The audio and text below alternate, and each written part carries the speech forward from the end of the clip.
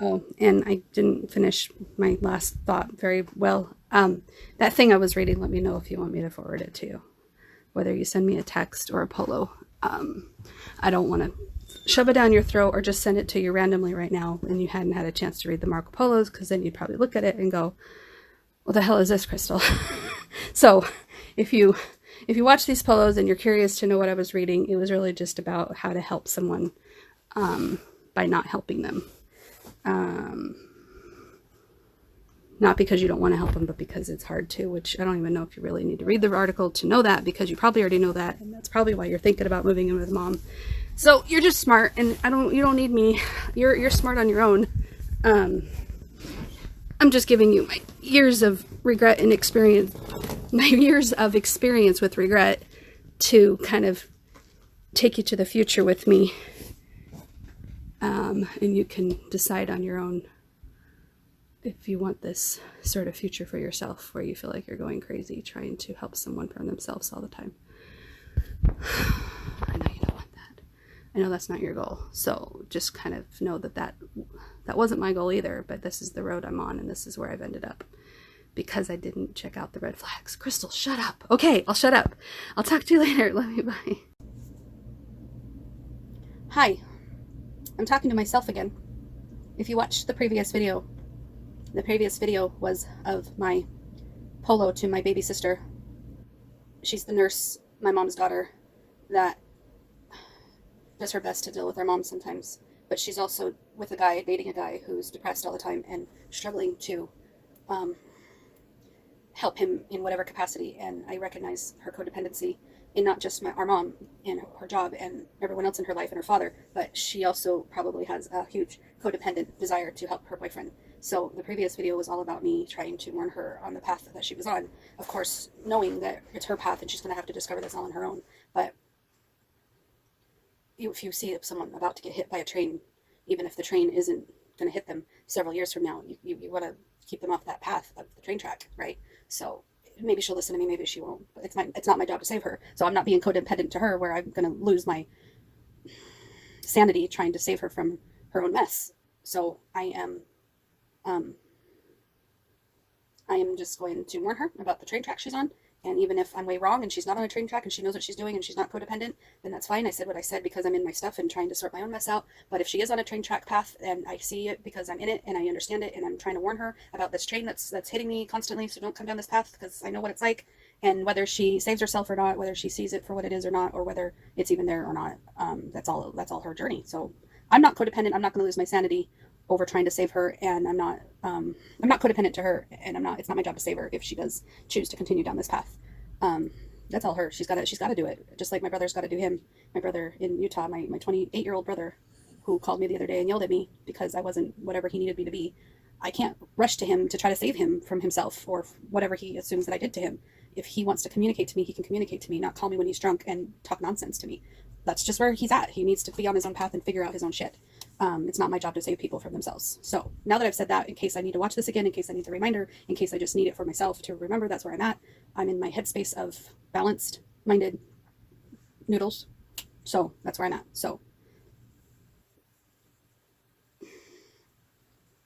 I'm going to stop this video and tag this video onto the end of my sister video so that those just stay consistent within its own subject.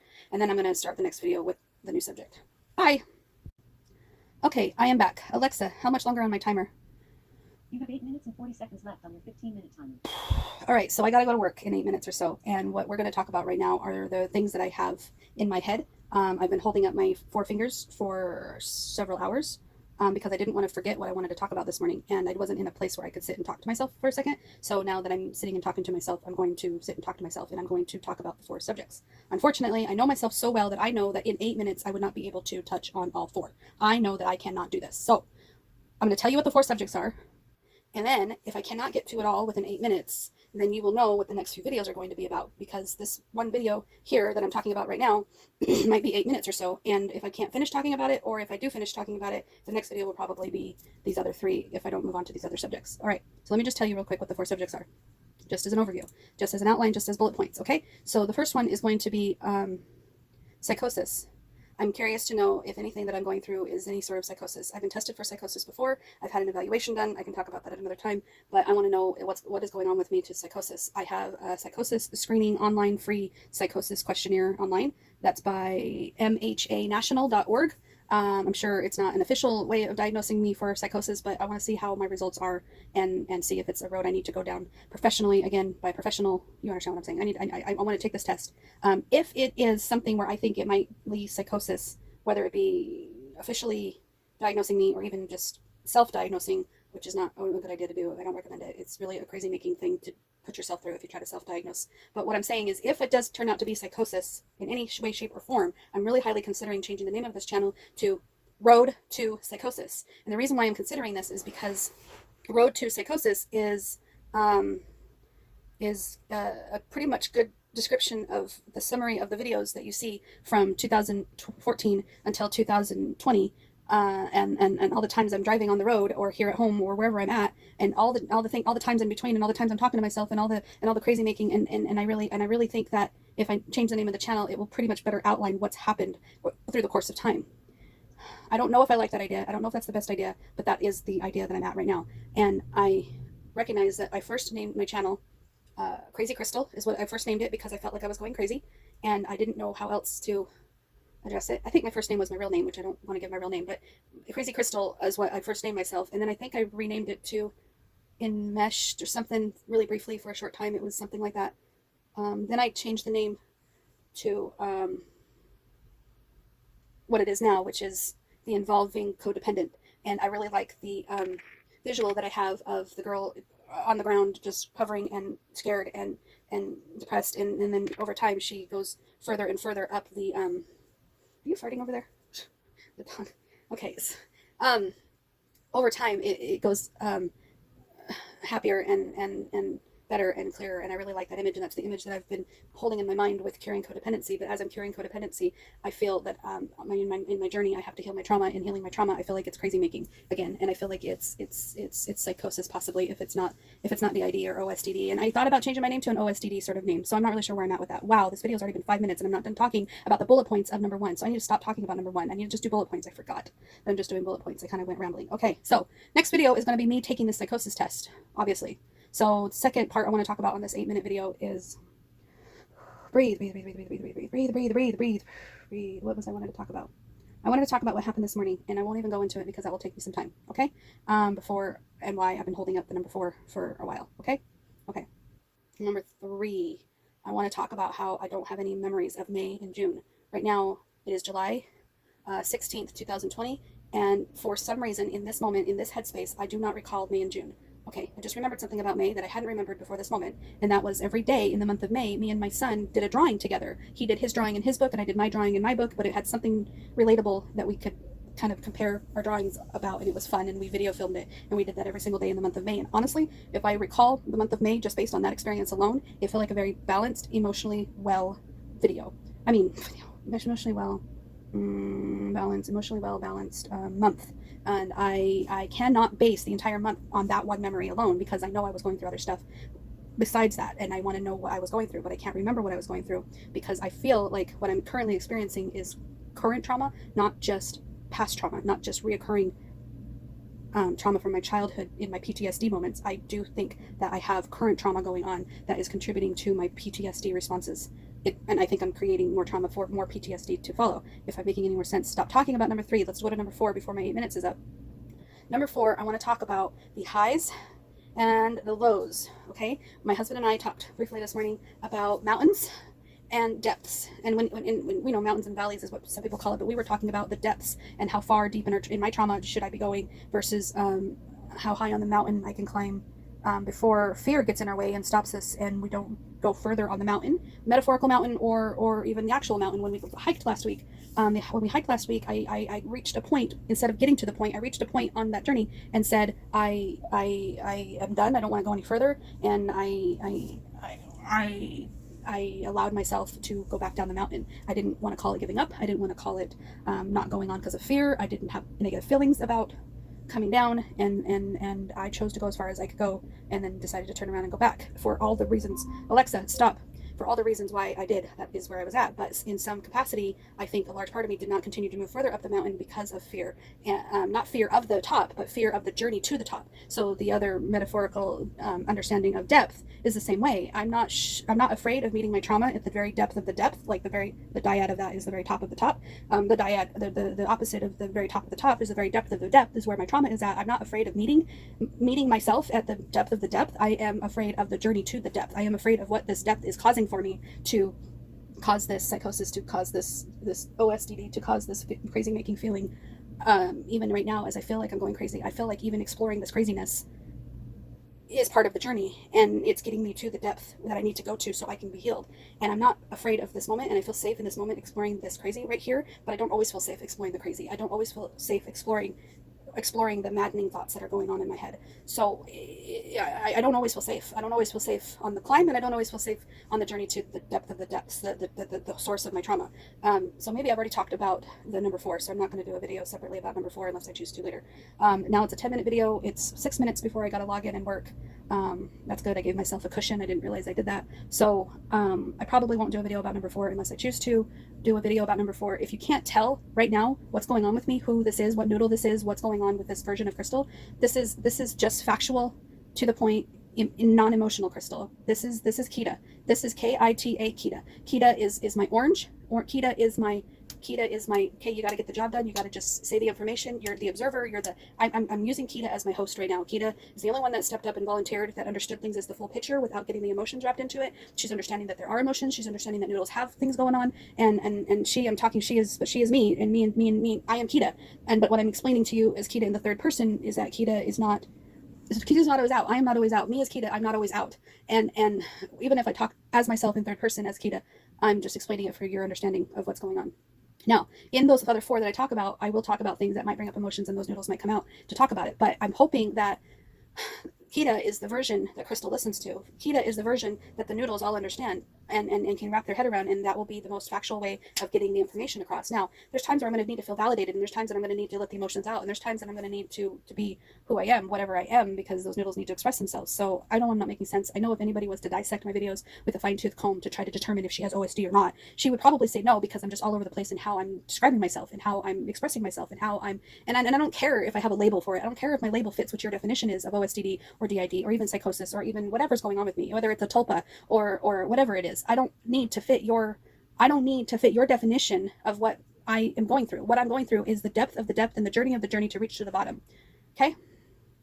If I'm sinking to the bottom of an ocean and I'm sinking, and you happen to pass by me and my sinking, you happen to be watching this, you happen to pass by my video, and you happen to be at this point in this video, and you happen to be watching this video, it's like you are in the ocean with me, and you happen to be passing by as you're watching me sink. Your assumption of me could either be, wow, she's sinking and she needs help, or wow, she's sinking and she is doing a good job at figuring out where she's heading and what her goal is. Or you could even say, she's fine, she's just a scuba diver. Or hey, she's a fish. You could say anything. It doesn't matter what you say. It doesn't matter what you think of me, because your observations of me are your observations and what you think I'm going through. But you absolutely have no idea what I'm going through, other than based on what I'm explaining. And if you want to get in my head and understand it from my point of view, that would be growing your understanding and your observations to allow another perspective. That's this one, because orange is what are you aiming for, and green is can you allow another perspective, or are you only trying to keep people within your own hue of color? So wow, I'm starting to get noodled. Breathe.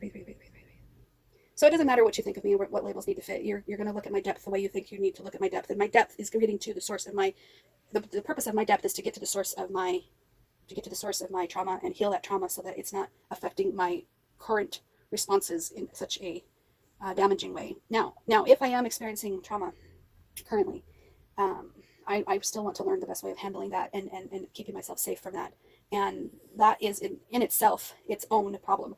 And they can easily be related and triggering to the past trauma. But it almost has to be 2 separate journeys for me. I cannot possibly consider healing current trauma or finding safety in current trauma until I allow myself to heal from past trauma. Because even in the search for the safety of current trauma, I'm just inviting more trauma if I haven't healed past trauma. Am I making any sense? Holy cow, this 8-minute video has turned to 16 minutes, and I now have 1 minute to log in, so I gotta go. Bye. Hello. The time is 9:24. It is still July 16th, and I fear that I'm going to reach my 1,000 video capacity. My 1,000 video marker, my 1,000 video milestone, ending. Let me back it up.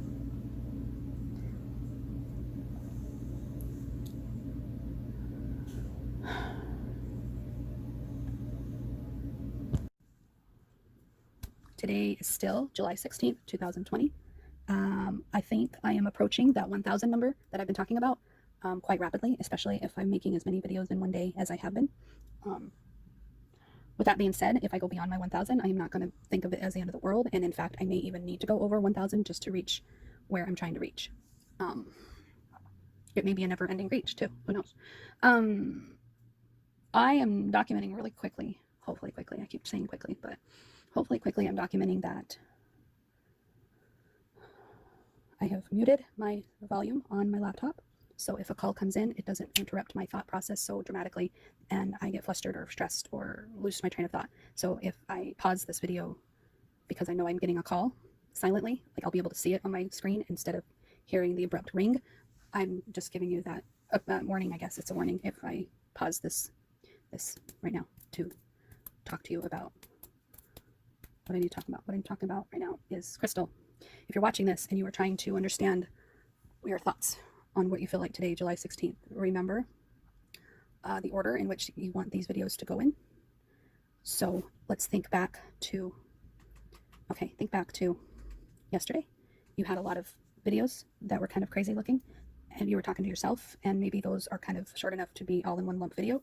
I'm not sure which video number that is, but that's like lots of video numbers. And if you look in the corner right now, maybe you can put a link to what those crazy looking, what that looked like yesterday when you were talking to yourself like you were crazy. But it was really just a bunch of noodles having conversations with one another.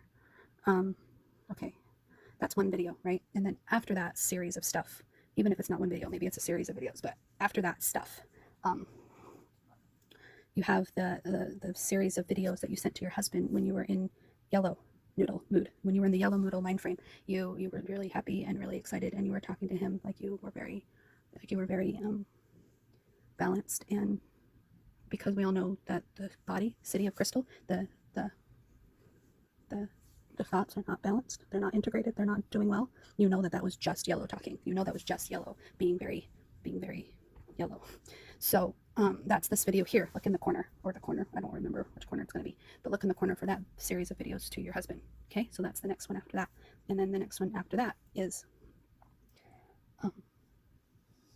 probably the video that you sent to your sister about work and the stress that you've had with work, because that video, either here or here, wherever that's at, that work stress that involved COVID-19 affected citizens of the city of Glendale and the Arizona State Department of Housing, and how they fumbled their applications in not hiring the adequate amount of evaluators and eligibility reviewers. And now it's caused a backlog of people to be assisted with the funds that are just sitting there, and they've been sitting there since April.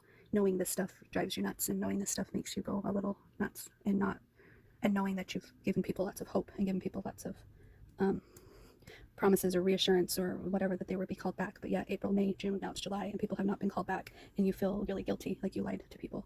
And I wanted to express that that's part of this trauma that you're going through. That's part of it, because you were lied to as a child, and it wasn't your fault. And you had to lie to these people, and you didn't know you were lying to them until you knew you were lying to them. And once you knew you were lying to them, you felt like you were lying to people, and you felt guilty about that. And that was hard for you. And I'm sorry that you felt like you had to sell your soul for a paycheck in exchange to lie to people. I know that's really hard for you to deal with, because you have a good heart and you don't want to lie to people, and you want to be good at customer service, and you want to I can't talk about it right now. Okay. Next video after that was a video to my sister Ashley, I'm pretty sure. So that may be one video, and it may be multiple videos. Click here or here, but that was the one that you sent last night to her. and then you talk to her again this morning. And if it's a separate video, then I'll put it in the corner. But if it's not, then it won't be there. But that's next after that. So that kind of completes that thought with the mom stuff and the codependent talk. Okay. And then after that video is the one that you sent this morning, that you made this morning. That not sent, you didn't send it to anybody. The one that you made this morning with the 4 points. The one that was only supposed to be 8 minutes long, and you knew that you couldn't get through all 4 points in 8 minutes. So you spent quite a long time talking about the first and the fourth one, and a little bit about the third one. But you knew you're trying to tell yourself right now that today is going to be a focus on these 4 points, and this video that you're watching right now is coming after this 4-point video. So click here if you want to watch that 4-point video. It's either here or here. And then after this video, remember that we are going to talk about psychosis and the evaluation results of that. And if I'm going to change the channel name to Road to Psychosis, because I feel like it's in a way reaching out for help, because I want someone to help me with this. I want someone to help me with this. People might say I need a therapist, right? And I have a therapist, but my therapist isn't a psychiatrist. My therapist is not able to help me with psychosis directly. I really think I need a loony bin or something, but maybe I don't. Maybe I'm handling things just fine. Maybe I'm okay. Maybe I'm not a danger to myself or others, but I do feel like I'm going crazy. And I'm still really surprised that I have not gotten a call. Oh shit, I guess I did. Well, I wasn't looking at the computer then. I'm sorry. Sorry. Okay, so here we go. Here's my, okay, after the psychosis, okay, video, we're going to talk about this morning and what happened this morning. And it's not a huge deal, but it is a little big of a big deal. And then the third thing we're going to talk about is May and June and what happened those months and why I'm forgetting and why maybe I can remember more and what's going on with my thoughts about that. And then the fourth one is going to talk about the high highs and the low lows and the fear along the road to those points. I don't know if that's the right way of saying it. Not high highs, the top of the mountain versus the depth of the depths. So I don't know if I'm going to talk about that again, because I did talk about that quite extensively in that last video. So I'm done talking now. This is a 10-minute video, and I'll talk to you later. And it's okay if it goes beyond 1,000 videos, because this is what I need right now. So I need to talk to myself right now. So I'm talking to myself right now. Okay, bye. This is a different type of angle, right? Hi, my name's Crystal, and I'm struggling. Sometimes I'm okay. Most of the time I'm okay. I'm okay because I'm safe. I'm safe in my room, and I'm safe. I'm physically safe. Sometimes I don't feel so safe emotionally. Sometimes I feel like I am losing my mind. So this video is my goal to do an online assessment for psychosis. I've been tested for psychosis before, and I feel that I don't feel like I was as honest on those tests as I could have been, because I didn't want to be labeled as crazy, and I don't want to be labeled as crazy now, but I do want to be as honest as I possibly can with myself in answering these questions, just so I can get a real honest evaluation of what's going on with me. Now, I don't recommend self-diagnosing, and I'm not trying to self-diagnose, but I do need to do this online assessment before I can present this to a professional, just so I can see if I am answering in any way that makes it worth a appointment, copay, drive, anxiety to go to someone to be professionally tested. So if you were curious about your own psychosis or psychosis of someone else, just because doing a online test may say that you have or have it or don't have it, make sure you see a professional regardless, so that you can talk about what you're experiencing and get properly evaluated. And self-diagnosing is a very dangerous road to go down, because it could really cause more crazy making feelings that are not healthy, and poor coping behaviors that are not healthy. And I just don't recommend it. I don't recommend it to anyone who is not mentally stable already and emotionally able to handle their thoughts as they are. So self-diagnosing can really be a road to crazy making feelings. Not that they're invalid evaluations or assumptions of yourself, because you know yourself better than anyone, but you really want to get a professional's insight so that you feel validated and you're on the road to recovery, not feeling alone and unable to cope, is what I'm trying to say. I'm going to get started on this psychosis test, and if I get interrupted with work, just know that I am technically on the clock working from home, and I'm a call center representative, and my phone might ring, or I might have to pause it to answer the call. Working helps me stay grounded, helps me stay focused on something tangible and productive and real. And if I called in sick to do this evaluation, for example, it starts that loop and it starts that cycle, and I have a hard time getting off that loop and that cycle. So being present with work on one part of my brain while also wanting to research this stuff with what I'm going through is what I'm doing right now to help myself. Self-help is not a bad thing, but again, it can be more crazy making if you're not careful with it. I do have a therapist. I see my therapist every week, but my therapist is not a psychiatrist and not able to determine these things. So I need to know if I need to go see a psychiatrist again for these things that I'm experiencing right now, and now that I'm willing to be honest with myself. Wow, this is a long introduction. Okay, but if I get interrupted, I need to do my job, and I'll pause the video to do my job, and then I'll come back. So just giving you that pause and that warning, I guess I should say. So what's going on with me? If you've seen any of my previous videos, then you can know and understand and look at that if you want. Otherwise, yeah, let's just answer the questions, and I might talk more about that or not. Okay.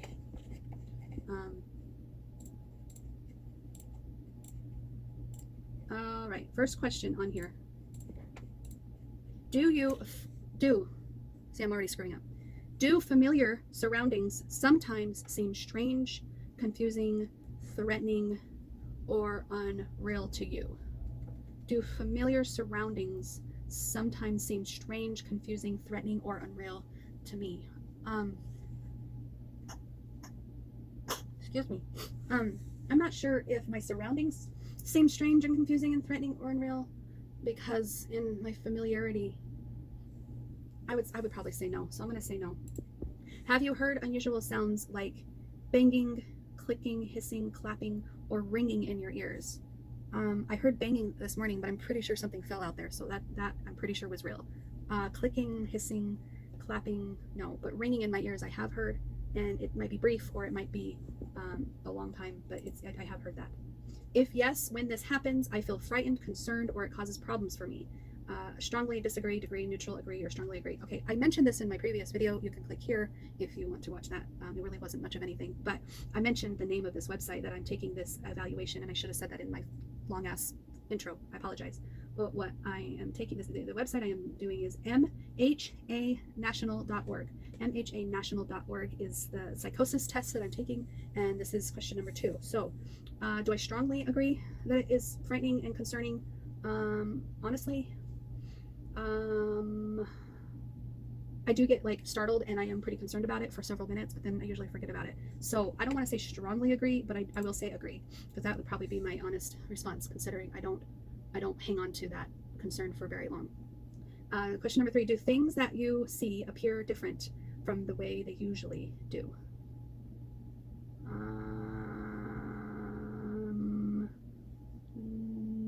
No. I guess the things that I see appear differently than they normally do. I would have to say yes, actually, because I will wake up in the middle of the night I have a really hard time with this, especially in a dissociative state. Yeah, I would have to say yeah, because I have a really hard time seeing things the way they are. Like, I will see things the way they're. Yeah, I would say yeah. Okay.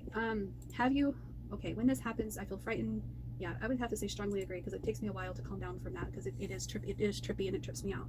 Okay, have you had experiences with telepathy, psychic forces, or fortune telling?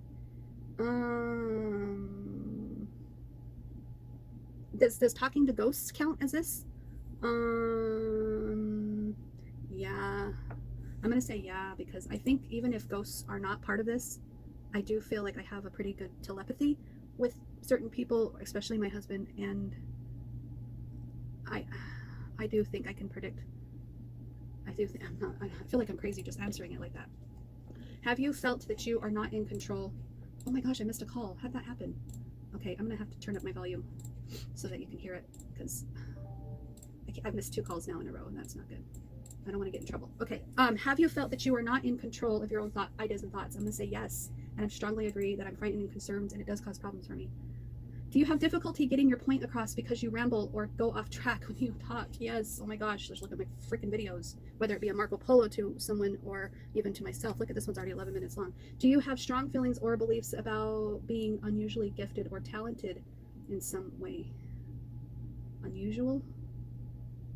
Unusually gifted? I don't want to brag, but I guess so. I do feel pretty unique and gifted. I don't know if I'm unusually gifted. I don't know. Do you feel other people are watching you or talking about you? Probably no more than anybody else would assume so. I'm thinking I've had this before. Do I feel frightened, concerned, causes problems for me? I'm going to say neutral because I've had this before. It comes and goes in waves and it's not apparent right now. So I'll say yes and it's neutral. Do you sometimes get strange feelings on or beneath your skin like bugs crawling? No. No. Oh, no. No. Do you sometimes feel suddenly distracted by distant sounds that you are not normally aware of? Do you sometimes feel suddenly distracted by distant sounds that you are not normally aware of? No. I can't say that I do. Have you had the sense that some person or force is around you, although you couldn't see anyone? Yeah, a lot lately. A lot. I keep thinking my husband is right over my shoulder. And sometimes I feel like my deceased father is around. That's the ghost I'm talking about. And how much does it frighten or concern me? I'm just going to say agree because I usually brush it off and I'm not that concerned about it, but I do think about it all the time. I wonder about it. Do you worry at times that something may be wrong with your mind? Yes. And it is strongly agreed that it causes problems for me. Have you ever felt that you don't exist, the world does not exist, or that you are dead? You know, that thought has come across my mind that I'm dead. And that I'm in a matrix sort of system, or that I'm in a twilight zone of some sort. Yeah, I guess I would say yes, but I don't really fixate on it, so I'm going to say it's neutrally a problem. Have you been confused at times whether something you experienced was real or imaginary? Have you been confused at times whether something yes, I'm going to say yes, and I'm going to say strongly agree, because I don't know if I've mentioned this. I don't think I've mentioned it on this video, but I've had several videos recently in the last couple months where I am exploring this concept that I have separate voices in my head because they're separate. I call them noodles. I call them noodles in my head because I know they're not people. I have noodles in my head that talk to me, not like physical noodles, but I call them noodles because that's my analogy way of expressing that there's a lot of thoughts going on up there. I got a call, 1 second. Okay, so I'm going to do some more questions. I'm supposed to go to a meeting maybe in a few minutes. So if I seem distracted, it's because I'm trying to work and help me at the same time. And I need that. I'm sorry, that's not what people should do, and I know that's not helpful when you're watching a video when someone's distracted. I know that, but this isn't really a video for you as much as it's for me, and I know I won't talk to myself and do what I need to do for me in a healthy way if I'm not talking out loud. And I don't talk out loud to myself unless the video camera is recording. I also use the video camera recordings as a way for me to look back on my noodle that's in charge of the video at the time, and I will remember what happened because I'm not always co-conscious with my noodles, and I forget quite often what I talked about on the video. I forget quite often what I was thinking and feeling, so I disassociate quite a bit. So I use these videos to remind me of my noodles thoughts and stuff like that, of just basically educating myself on where I'm at and just getting a broader perspective of all my noodles. So yeah, it's kind of like my note taking of what's going on with me. This is a really long video, I apologize, so bear with me and we'll get through this. 1 second. Okay, next question until I get interrupted again. Do you hold beliefs that other people would find unusual or bizarre? Yeah, the noodles in my head. I guess the meeting started, so I'll be back. Okay, so do you hold beliefs that other people would find unusual or bizarre?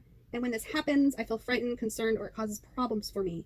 I am concerned about the beliefs other people would find unusual or bizarre. I am concerned because I don't want to share them with other people. So I'll say agree. I don't know if I strongly agree because I am willing to talk about it to some degree. And like my husband and even my therapist, and I've kind of even mentioned a couple noodle concepts to my aunts on Marco Polo, as you may have watched before. If I remember to put a link here, I'll put one in the corner, but I don't know if I did or didn't. I'm going to go back to work now, so I'll be right back. I'm on break. Okay, I got interrupted with a phone call. I'm pretty sure that's the last thing I recorded before hitting record again. We're in the middle of this psychosis evaluation, and I'm also in the middle of work, and now I'm getting another call. 1 second, please. This is taking all day to do. It is now 12:24. I go to lunch in a few minutes, and I have been busy with work all morning, but I'm thriving and I'm excited about work. Maybe I'm trying to avoid something. So I'm kind of excited about work right now. So maybe I'm going to stop this video and I'll continue on the next video, the rest of the psychosis thing. So yeah, check out the next video. Bye. Okay, I'm back. I'm ready to finish this test. It's only going to take a couple of sentences, so bear with me, please. Thank you. Do you feel parts of your body have changed in some way, or the parts of your body, or that parts of your body are working differently?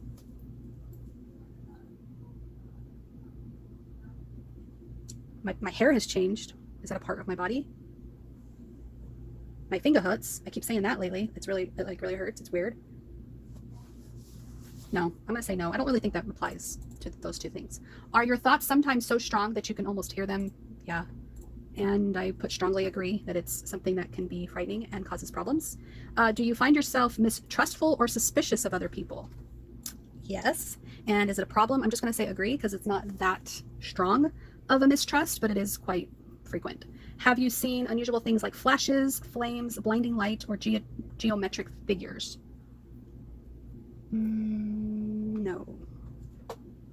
Have you seen things that other people can't see or don't seem to see?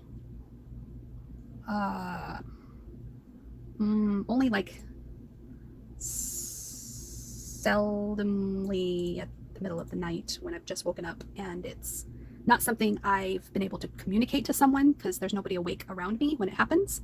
But if I did have someone awake and I wake up and I see something and I'm trying to point it out to them, I'm sure they would not be able to see what I'm seeing. So I'm going to say yes, and I'm going to say neutral when it's frightening, concerning, or causing problems because it is frightening when it happens, but nobody's there, so I'm saying neutral. Do people sometimes find it hard to understand what you are saying? Well, understand as in what's my concept, or understand because my speech is slurred? I'm just going to say yes, because I do think people don't understand what I'm saying, whether it be because I'm stuttering or not completing a sentence, or not getting my thought completed or spoken in a way that makes sense. I don't think it's so much mumbling and or slurring my speech. I don't think that's the question. I think it's more or less like, why are you rambling about something I don't know what you're talking about? Yeah, that's stuff. I'm going to say that's a problem, but I'm going to say agree instead of strongly agree. And now I'm going to hit next because that was the last question. And now it's asking me personal, I guess, demographics. It wants to know age. I'm 39 years old. I'm a female. Check this box if you identify as transgender. I don't. Now it wants to know my ethnicity, household income. Have you ever been diagnosed with a mental health condition? I'll say yes. Have you ever received treatment or support? I say yes. Are you receiving treatment or support now? I'll say yes. Think about your mental health test. What are the main things contributing to your mental health problems right now? Choose up to 3. Coronavirus, racism, relationship problems, past trauma, current events, loneliness or isolation, grief or loss, financial problems, or other. I'm going to say relationship problems, past trauma, loneliness or isolation. Yeah, that's the 3 I'm going to choose. Which of the following population describes you? Veteran, caregiver. I'm going to say caregiver because living with somebody with an emotional or physical illness. I have a husband who has an emotional illness. I do think that his emotional illness is his jealousy. So it wants to say, as a caregiver, what supports do you need? The person I'm helping is getting treatment but is getting worse. Meds or therapy stopped working. The person I'm helping is getting treatment but also needs something else. Side effects cause other problems, not sure what to do. The person I'm helping doesn't want treatment and I want to figure out how to help them. I need help because the stress of caretaking is hard. I would say that. I do think I'm not supposed to be his caretaker, but I am his caretaker because he puts me in that position quite frequently. And even when I try not to, I'm still drawn to it like a magnet. Okay, I think that's it. Do you currently have health insurance? Yes. Do you have any of the following general health conditions: heart disease, diabetes, cancer, arthritis, or chronic pain, COPD, or other lung conditions, movement disorders, involuntary tics, other? I don't know. I don't know what I should put. I don't think I'm going to put anything, because I really don't know if I have anything worth mentioning. Most of my stuff is behavioral, not medical health things. Now I hit submit. Results are possible risk for psychosis. That's what it says. And it says your total score was 67. I don't know what that means. Maybe out of 100. Interpretation of score. It says item scores are summed with a possible range of 0 to 105. So people who score 24 or more on the distress questions may be at a heightened risk of developing psychosis. Sometimes these experiences are part of another mental health issue, such as depression or anxiety. This means you should have further assessment from a mental health professional, preferably one with knowledge of prodrome or early psychosis, to explore what might be going on. I've never heard this word before. Prodrome. What is that? Prodrome. Prodrome is an early sign or symptom that often indicates the onset of a disease before more diagnostically specific signs and symptoms develop. It is derived from the Greek word of prodromes, meaning running before. So it's kind of a general, like, precursor to the psychosis or any other symptom. You can say prodrome, I guess. That's how I interpret that. So we go back to this test. I got to close out my computer, restart it, and go back to work. But basically what I'm going to read real quick here is, based on the answers, you may have been feeling like your eyes, ears, or brain have been playing tricks on you. These experiences may be causing difficulty in school, with relationships, in your family or work, or with everyday activities. The best thing to do is get information and reach out to someone and get help. Psychosis includes changes in perception, sight, sounds, and thoughts that are different from what others experience. When these changes occur during young age and people recognize that they aren't supposed to have these experiences, this can be the early signs of developing illness called prodrome. When someone loses insight, they do not know the differences between what is real versus what is not real. This could be a sign of on the onset of an illness like schizophrenia. I don't think that's what this is. I hope not anyway. These results do not mean that you have a mental illness, but if you haven't already done so, now is a great time to start a conversation with your support system, a parent, mentor, or someone you trust about how you are doing. Finding the right help and working with people who can support you can help you feel and do it better again. It's not meant to be a diagnosis. Having early warning signs is different from having a diagnosable psychotic disorder.